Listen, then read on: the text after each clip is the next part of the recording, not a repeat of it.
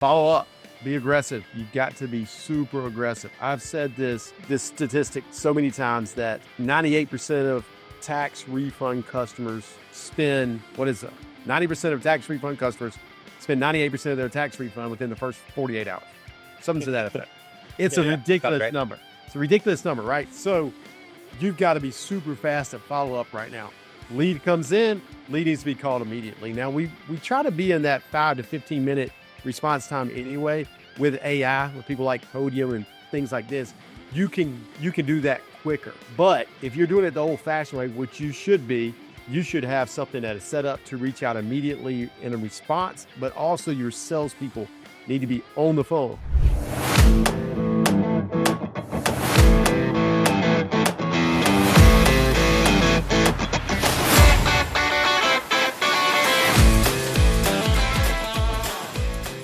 Hello and welcome to the Independent Dealer Podcast. Luke Godwin, how are you, buddy? I'm good, Jeff Watson. How are you today, buddy? Good. Not bad. I've got a 20 group coming up in 2 days. Obviously it was smart of them to pick Fort Myers in January. It should be 80 degrees. It's going to be 50 degrees. So I'm a little perturbed, but whatever. Still going. Yeah. Still going. It's 20 groups are a good thing, Jeff. Yeah, it's smart. I'm stoked. It's a new group. We combined with an existing group, so we should have a full room. Picking a meeting right in the middle of tax time, I don't know. Had a lot of homework I had to get done for it, so I'm not super stoked about that because I'm busy. I mean, we got W-2s flowing right now. We got tax returns hitting. It's kind of a stop and start type situation, so I don't know if other dealers are seeing this by the time this podcast airs. Maybe it should be full blast by the next season. Yeah. But it seems like I'm getting these little spurts. I'll be busy for a day or two, and then it'll be crickets. Yeah, we've seen the same thing on the retail side, Jeff. 2 weeks ago, I think when the first batch of pre-money, whatever they call that, the refund, the anticipated loans went out. Man, it was that week was packed, but it slowed down the past 2 weeks. But you know what, Jeff? We're going to talk about tax season today because we should be in the thick of things. Yeah. And for buy here, pay here stores and for retail dealers, you got to be on your game. If you're not on your game, man, you're going to miss out.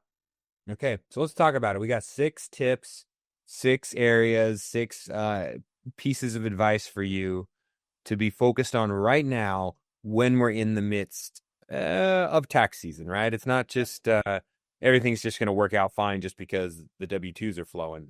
It's still some stuff you need to do, Luke. So walk us through this. Yeah, so I think some dealers do that, Jeff. They go, oh, it's tax season. You know, maybe they did prepare going in, but they forget to execute. So what we're going to talk about now is the execution of tax season in tax season because we're in it, guys and gals. Number one, people forget this because you get so wrapped up in the deals that are walking in the door. But prior to that, Jeff, your salespeople and your sales manager should mine your database.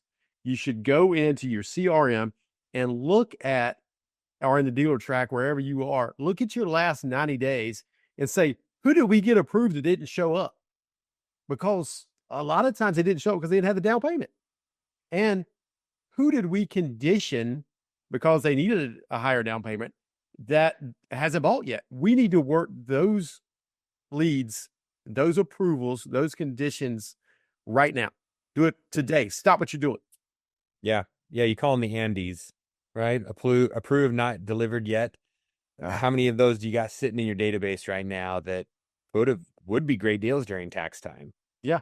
And so when we look at this and we track our, because of course you guys, you've got your scoreboards, you're looking at your leads every single week, you're looking at your applications approved or maybe deals written up, and then you're looking at your deliveries and you're looking at those percentages every single week. And I noticed in the first week of January, we had our application or our leads shot way up. Yep. Our applications did not, but our sales did good. And I was like, oh, wait a minute. This doesn't make any sense. We're cherry picking. We had so many leads coming in that these guys are not taking every lead to an application. They're just doing the ones that were right in front of them, that were the most anxious, that were bugging them. And so they're just selling them and they're letting all the other leads fall through the cracks. Yeah. And you shouldn't. You pay good money for those leads, Jeff. It, Tax season does create new customers, and he does it quickly, so we forget about those old customers. And a lot of those old customers, their only problem was they didn't have enough down payment. yep. Now they do. That's not an objection at this point. When you ask a customer for $2,500 down or $3,500 down, now they're like, "Well, yeah, I just got $10,000 back from the government. Of course, I'll give you 3,500." There's no objection. They're low hanging fruit. Most dealers aren't working them. You got to go back. You got to work them. You got to get your people in your office doing it right now. Yeah, that's what I'm going to do right when we get off this call. Okay, Luke, what's tip number 2? Tip number 2 is, and this is really probably more for buy here, pay here, but every tax season when it came around, we tightened up. And the reason we tightened up is because we wanted to get the best of the people with tax checks. It's a thing in our industry because, all those tax deals you do, they're not the best deals. I can tell you that can be the case, but it also, if you're very selective, you get some of the best deals of the year during tax season. Lower cash in deal, bigger down payments, tighter terms, and better customers, but you've got to be selective. Go up on your down payments. If you're averaging $1,000 down or $1,500 down, just go up $1,000. Ask for it. Ask differently than what you're currently doing. I'm not saying that a down payment is going to make the deal, Jeff. What I'm saying is be better at it. Ask for more now because people have more. Yeah, and I think the principle or the way it plays out is with more down payment and an affordable payment. That's right. Because that's the key to tax time is it makes that car more affordable in March, April, May, June, July, August. They can still handle that payment. You didn't overwrite them in the underwriting process. Take a big down payment, put them in a massive monthly payment. Then, of course, they're still going to go bad come August, September, October. They can't afford it. But so just use think the down payment to make the payment affordable. If you, not only will you make the payment affordable, if the repo does happen, your loss on that repo is going to be less because you got a bigger down payment, more than likely. Now, of course, people are going to wreck cars and things like that. But, there's ways to use the bigger down payment in tax season to shorten the term, lower the payments, and lessen the repo on the backside. Absolutely. Don't get lazy. And I think we do that a lot during tax time. We just see a down payment and we ignore all the other red flags and we just roll it. And a lot of those early season tax deals are those. Okay. And you can tell the difference in the customer who rushes out to get that pre-money, that loan money, because that loan money is expensive. So they'll rush out and I got to buy a car right now. So they go to TaxMax or wherever, and they get that pre-money and they use it immediately instead of waiting for 3 weeks to get their actual tax check. And so I think the people who actually wait to get their tax check, they're just a little more stable customer than the early season customers. Yeah. And they're always the ones that your salesmen want to put in the brand new Z7 rolled out the back because it's the hottest car on the lot. So you end up with these people who are already strapped. They borrowed the refund advance, or maybe they got a loan on it, and now they got them in too much truck with too high of a payment. And sure enough, recipe for disaster. Oh yeah. So that's the hardest part I have is it just seems like within the first couple weeks, all the best of the best cars are gone to just anybody. We don't really hold them over for, just getting the best applicant on that vehicle. And what's funny is most people don't know that the oldest car on your lot is the oldest car on your lot. Most people don't know that. Your salespeople do. And so make sure that we're putting those early customers in the oldest piece. Yeah. Yeah. Spiff it if you have to. Do something. Okay, Luke, what's number 3? Well, it just leads right into that, Jeff. The inventory reality check. There's a lot of people that have cars on a lot that's had a birthday, Jeff. I love that. It's time to fix that problem. And it's either we reduce the price so low that it will retail. Because if it hasn't retailed by now, price is probably the number one objective. Okay. Number 2, if you don't want to lower the price for some reason and retail it, which I would recommend you doing it, sell it at auction because it's going to bring more at auction right now than anywhere else. So Yeah. it's the time of the year to sell at the auction if you're going to sell at the auction, right? Yeah. Walk the lot, Jeff. Get out there, get in the cars, crank them up, make sure they actually run, redetail them if you have to, because now is the time of the year to get rid of that old stale inventory. If you don't, it's only going to cost you way more money. Yeah. And you say that, Luke, this is a conversation we had before. So I mean, I look at mine, and if I haven't got it running right, looking right before now, it's too late. Because guess what? I got 30 new cars in the back that also need to run right, look right. My detailer's got 8 keys that I'm waiting to get done. So the thought of me being like, oh, that old age unit, I probably should give it some attention and get it redetailed. Dude, it's going to do is make things worse and bog down everybody. So if you haven't done it by now, it might be too late. But it might be too late. You can't get it priced wrong. You can get it priced right, and you can wholesale it at worst, because even if you wholesale it for a loss now, that loss is going to be way less than if you wait to July to sell it. So it's time to get real inventory. If you can't sell it in tax season, boys and girls, you're going to never sell. It's just that simple. I will sell it next tax season, Luke. Don't do that, Jim. I sold a car last week. You love this, Jeff. It was our oldest unit. We traded it in, a Jeep Compass or some little funky Jeep car. They traded in, of course, on a 4Runner, and it was our oldest unit, and nobody wanted this thing. And it looked nice. It was priced well. We had gone from 12.8 to 8,900, and then last week, or about a week and a half ago, I said, you know what? We're going to go back up to 10.8. And we sold it. And it's the dangest thing in the world. So play with the pricing right now.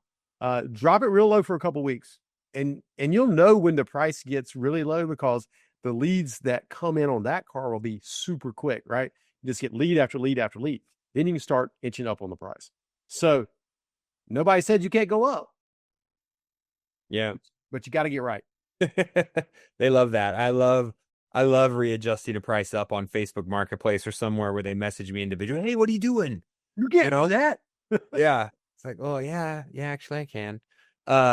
Yeah, I love that stuff. We've got the same situation with cars. The issue I ran into was I wrote down a bunch of my inventory, at the first of the year. Not a bunch, a couple, my aged ones, things that had been here for a full year.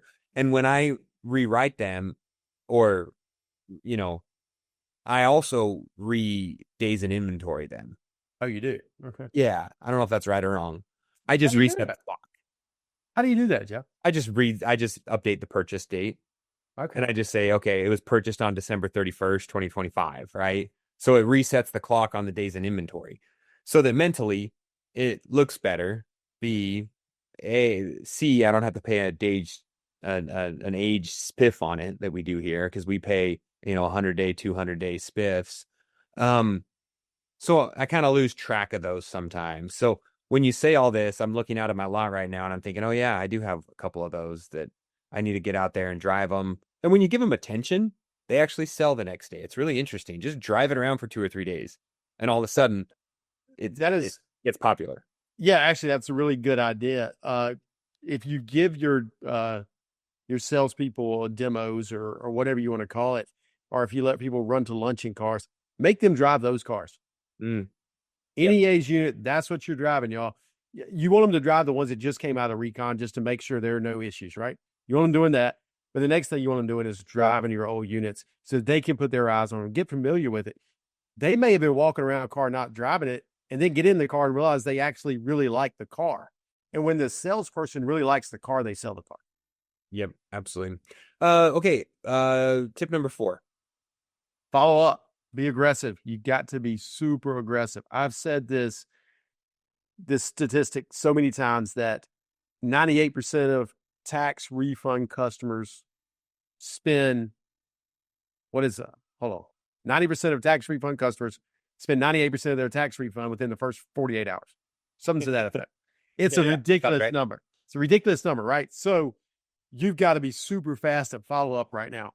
Lead comes in, lead needs to be called immediately. Now we try to be in that 5 to 15 minute response time anyway. With AI, with people like Podium and things like this, you can do that quicker Mhm. with Neo, whoever. You can do that really quickly. But if you're doing it the old fashioned way, which you should be, you should have something that is set up to reach out immediately in a response, but also your salespeople need to be on the phone, calling them within 5 minutes. If the doors are open, they should be calling it. It's hard during tax season because you've got so many walk-ins and things like that. So make sure you set up, make sure you have extra help this time of the year to take those calls and make those calls. Hey guys, just to jump in and talk about Buckeye Risk Services. They've been one of our sponsors forever. They're great to the industry. They're one of your sponsors. You don't even know it. Every time you go to a convention or something like that, they're there helping out. Isn't that right, Jeff?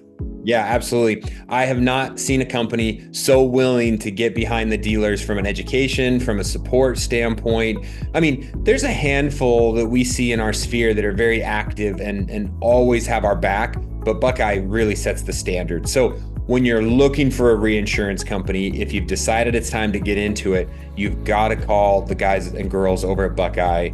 I promise you will not regret it. Yep. Reinsurance, forced savings account, wealth building, tax planning, all these things go together. So call Buckeye. Yeah, and it's also explaining to your sales team that this isn't business as usual. No. And that's what I try to remind these guys in our meetings every single Monday, Tuesday, and Thursday is there is no time. This is eat at your desk season. This is don't chit chat with people season. This is maybe stay a half hour late, come in a half hour early season. It is not business as usual. This is Super Bowl. So you got to kick it into another gear, which means you still have to sell 1 or 2 cars a day. You still have to do 50 phone calls and 50 texts. So don't tell me you were so busy selling a car you didn't have time to get to follow up, because that's just not an option right now. That's right. It's not an option. You need to be setting the appointments today. The conversation or the appointment setting should go something like this. Are you able to come in now or within 2 hours, right? Yeah. Either or them very small, because you don't want to put them off till tomorrow, because they will go somewhere this afternoon and buy a car. Absolutely. Let's talk some specific buy here, pay here. This tip you have, number 5. Yeah, if you came to my boot camp, you probably will know this, but tax season is very important to collections, and everybody should know that if you're in the business. It's a time to get those customers back on track that were off track, right? Mm-hmm. Your collectors should be taught to ask for people's tax refunds. If they don't, if they just treat it like regular old month and the customer's 2 months behind, you're losing out. You should be getting, the customer's 2 months behind right now, you should be getting 2 months payments. Mm-hmm. And maybe a third month. Get them paid a month ahead.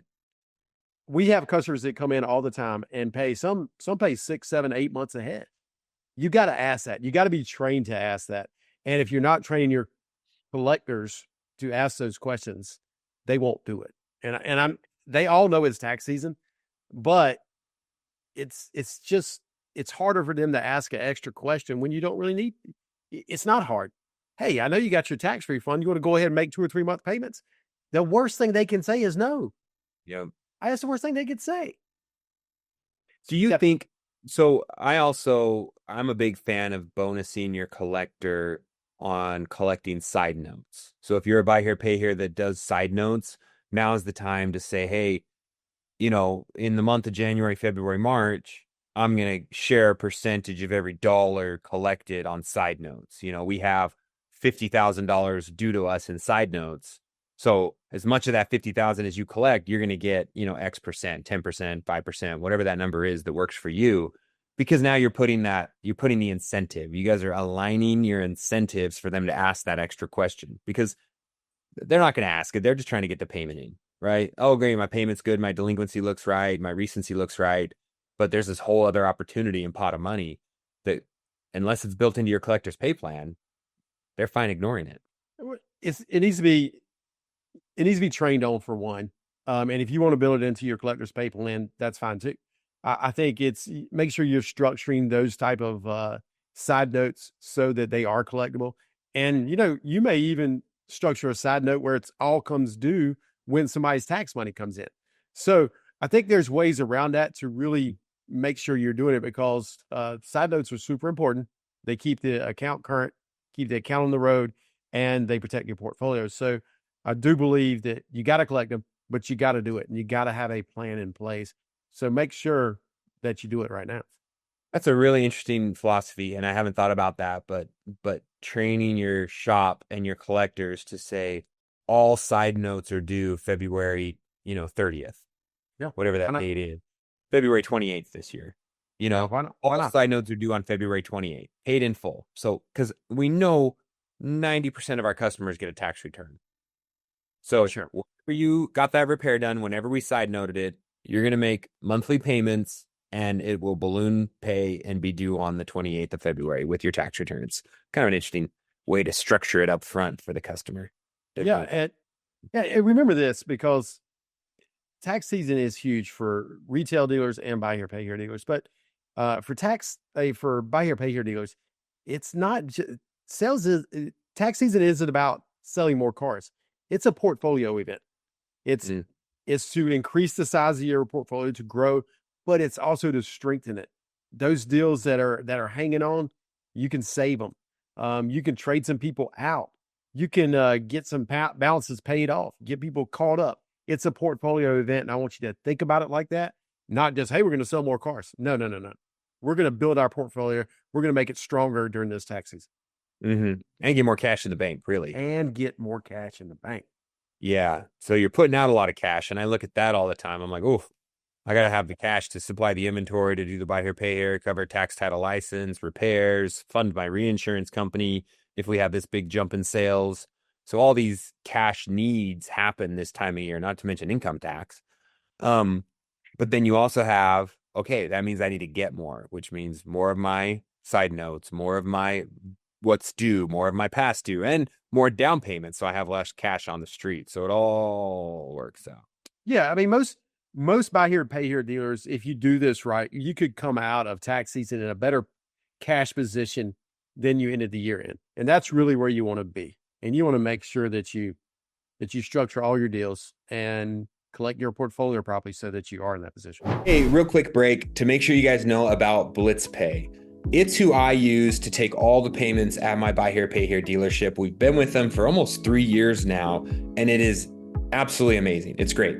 Yeah, the product is so simple, even an idiot like me can use it. But when my collector's out and I'm just taking a phone call here or there, no matter where I am, I can log into Blitz Pay and I can take that payment. I can see the customers texting in and say, hey, can you run this? Or whatever's going on, it's always on top of it. And the money's in the bank almost the next day. And that is, to me, so important.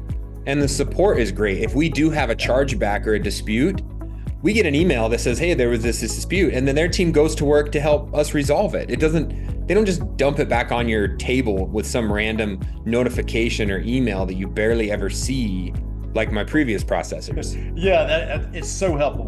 And a lot of times it's because our customers did something wrong, but when it's not, they'll fight to the end with you and get that money back in your account.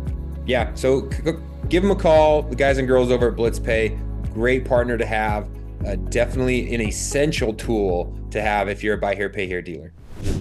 Okay, let's wrap it up with one of I think is the most important tip for all dealers is not letting this time of year break your processes and best practices, right?